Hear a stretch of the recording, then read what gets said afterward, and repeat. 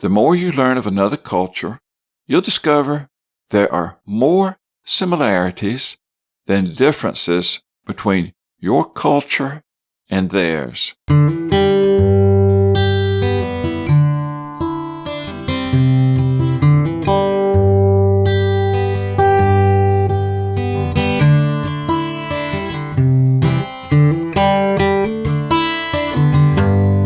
Welcome to Opportuno, episode 13. Embrace cultural heritage.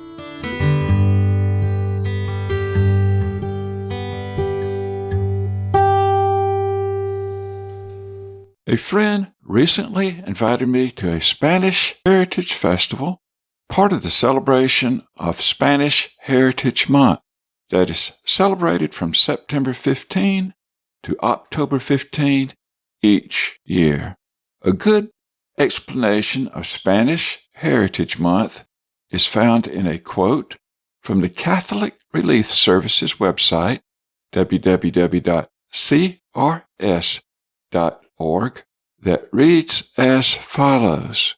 From September 15 to October 15, every year in the United States, we honor the contributions of Latino and Hispanic communities with the celebration of National Hispanic Heritage Month while highlighting their diversity, culture, and traditions.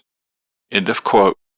The Spanish Heritage Festival I attended included food, dance, music, crafts, musical instruments, artwork, songs, speeches, dress of many Hispanic countries, including, but not limited to, Ecuador, Colombia, Panama, Honduras, Guatemala, Peru, Bolivia, Uruguay, Puerto Rico, Costa Rica, Dominican Republic, and Mexico. What a joy to experience the rich Hispanic cultural heritage through their dance, food, dress, music, arts, and crafts, uplifting attitude, and language. If you ever get a chance to go to an event that is sharing and honoring a particular cultural heritage, it will be well worth your time. After attending this Hispanic Heritage Festival, I wanted to share my joy with you of how everyone can grow by learning about the customs, foods, traditions, and beliefs of a different culture other than your own. As I look back, it seems like I've had an innate interest and perhaps even longing to learn about and be a part of a culture and to learn about many cultures.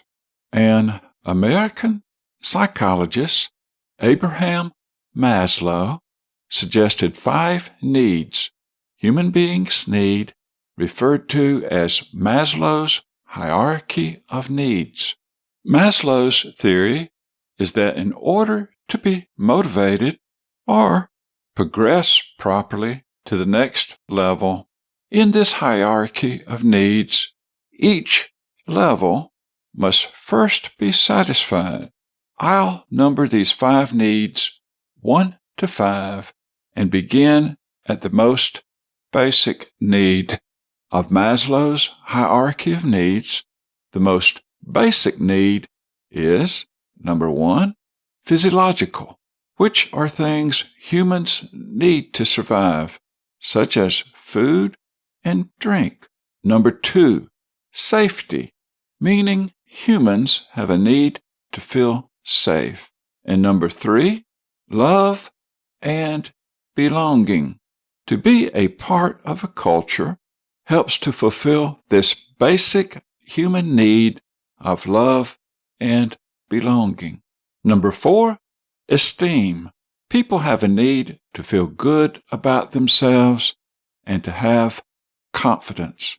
And number 5, self-actualization, meaning that humans have a need to be the best they can be, to learn, to achieve, to be creative, and desire whatever they consider is required of them to live up to their maximum potential.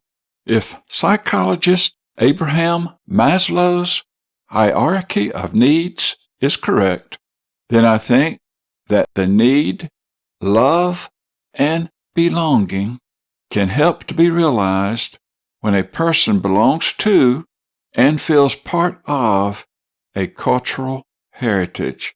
In school, I liked the subject geography and not so much the subject history. Learning geography was learning the land and how the people live day by day. With a little imagination, the study of geography of a certain region of the world was almost like being there. Geography is often thought of as the type terrain of the earth. One of the branches of geography is cultural geography, also sometimes called human geography. A quote by Professor Carl O. Sauer, that's spelled S-A-U-E-R, is as follows. There is a strictly geographic way of thinking of a culture, namely, as the impress of the works of man upon the area. End of quote.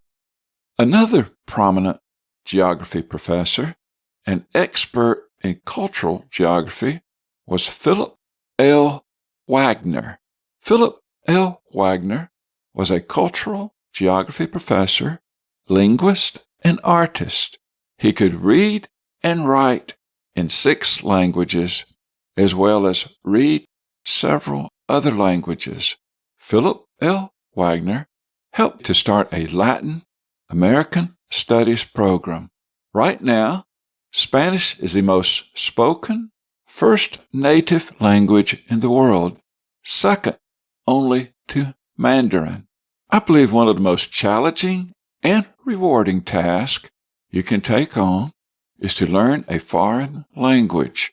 In the case of Philip L. Wagner, he spoke and read 6 languages: English, French, German, Polish, Spanish, and Russian, plus was able to read Dutch, Farsi, Italian, Japanese, Portuguese, and Swedish. I would recommend to choose a language of a culture you'd like to know more about and be a part of, and learn that language and begin to practice your communication skills with others that speak that language. There are so many ways to learn another language.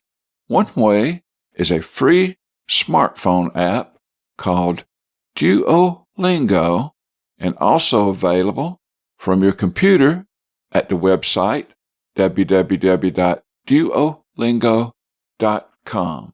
That's spelled www.duolingo.com. I counted 23 languages that you can learn on Duolingo. For me, personally, I am learning another language to learn more about their culture and to be able to communicate with another culture. Keep in mind that culture influences a language. Learning about a particular culture and appreciating and accepting the differences in another culture will make communication in that language easier. The way I look at it is that learning another language, in my case, Spanish, is like having an approximate 460 million additional potential friends, which includes all the Spanish-speaking people around the world that speak Spanish as their first language in 21 Spanish-speaking countries, including Spain and Latin America, with about 50 million speaking Spanish in the United States.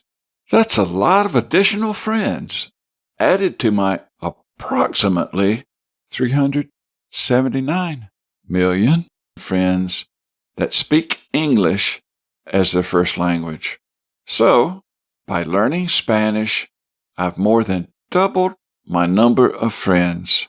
Of course, I do not expect to know all English-speaking people and all Spanish-speaking people as my friends, but I choose to consider them all friends.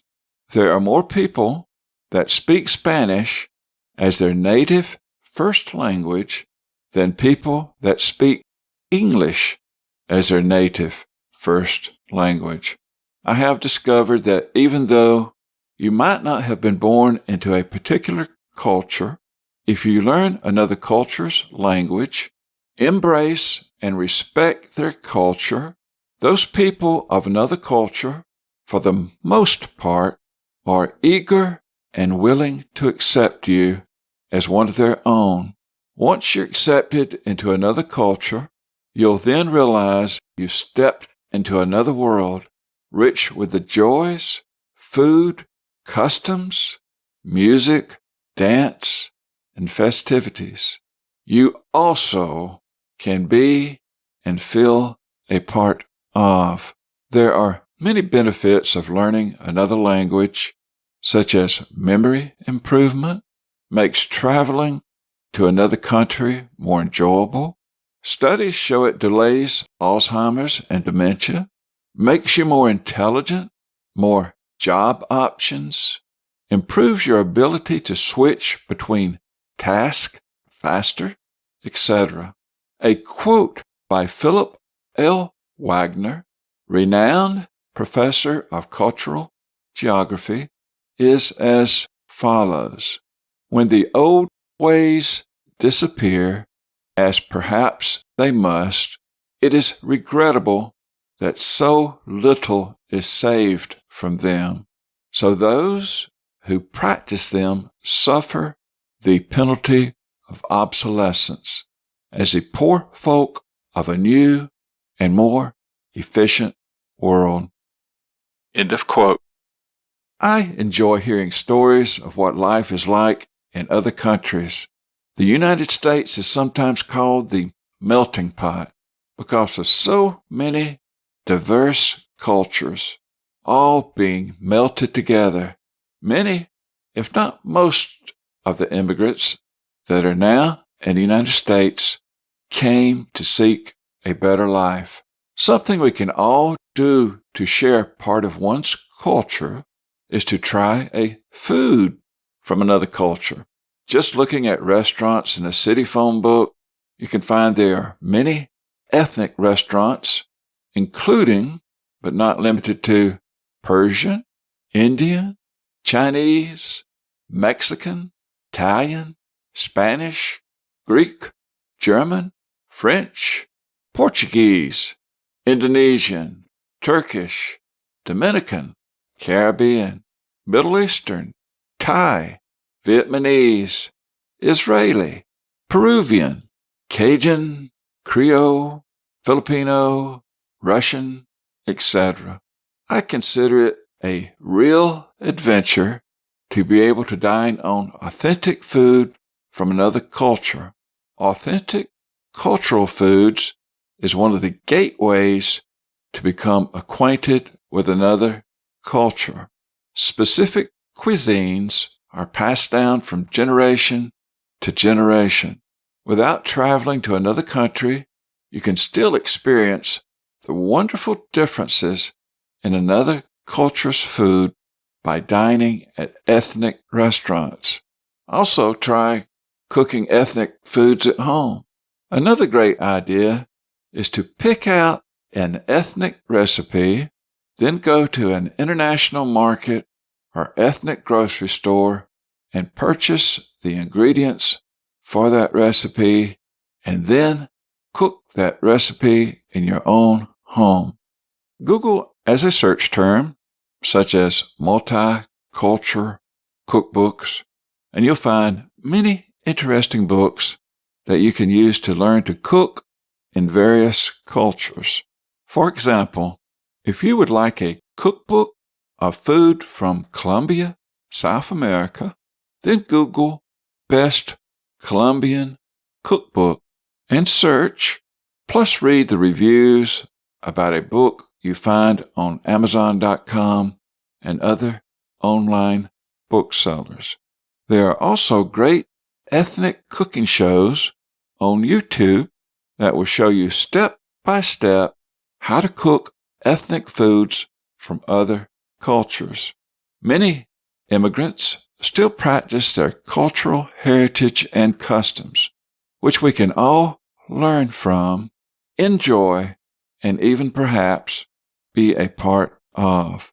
If you were raised in a family that embraced their culture of food, fellowship, dress, music, dance, beliefs, and traditions, then you'll be more keenly aware of the importance that culture plays in the lives of people. If you were not raised in a family that embraced and celebrated their cultural origins, and you feel like maybe you're missing some of that happiness and sense of being that embracing cultural traditions can provide, then why not try choosing a culture you're drawn to, learn the language and traditions, even perhaps visit the region of the world where that culture is dominant, and much sooner than you think, you'll blend in and be a part of your extended cultural family.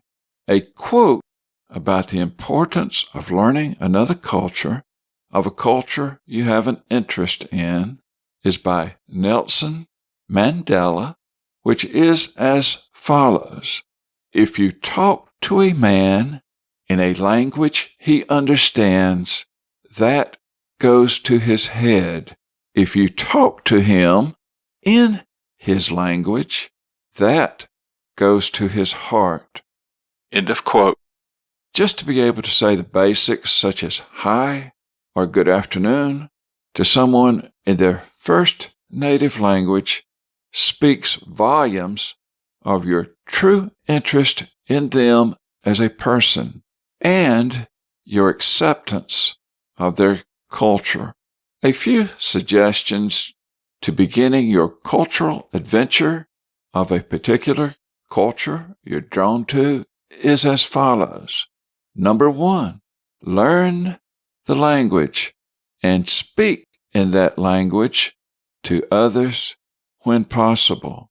Number 2, learn about that culture and participate in their cultural events and festivities. And number 3, try cooking their food and going to their restaurants and international food markets. And, if possible, travel to the region of the world where that culture exists and immerse yourself in the culture. The more you learn of another culture, you'll discover there are more similarities than differences between your culture and theirs. We are all created equal. There's only one race of people, and that is the human race. Race is the physical differences, perhaps in skin color or color of the eyes and hair. Beyond the meaningless physical differences among people, we're all equal. God is no respecter of persons. In the Bible, the Apostle Paul explained what God had revealed to him. In the book of Acts, chapter 10, verses 34 through 35, the Apostle Paul said, when meeting the centurion Cornelius, the following: of a truth I perceive that God is no respecter of persons, but in every nation he that feareth him and worketh righteousness is accepted with him. End of quote. The following is a quote by Thomas Jefferson, the third President of the United States. We hold these truths to be self-evident, that all men are created equal, that they are endowed by their Creator with certain unalienable rights, that among these are life, liberty, and the pursuit of happiness. End of quote. Race is just differences in physical characteristics, and ethnicity is cultural characteristics expressed in all aspects of one's culture, such as language, religion, beliefs, dress, customs, music, dance, food, etc. Because mankind is equal, with race only being physical differences, it is one's culture, one's ethnicity that provide differences that have been developed and evolved over thousands of years.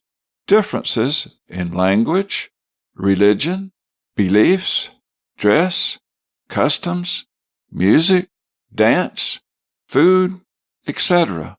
It's a small world full of many wonderful people.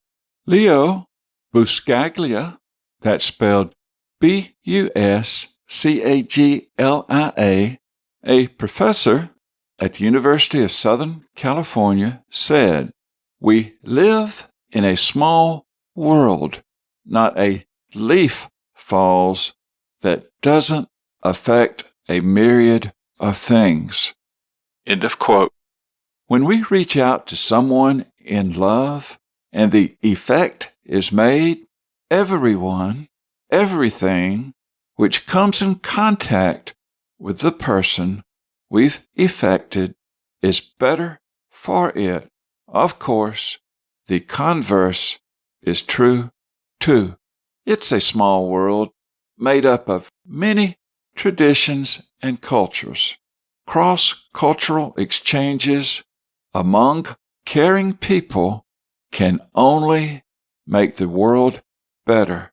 Learning about and experiencing other cultures will expand your horizons and provide you a greater love and appreciation for all people.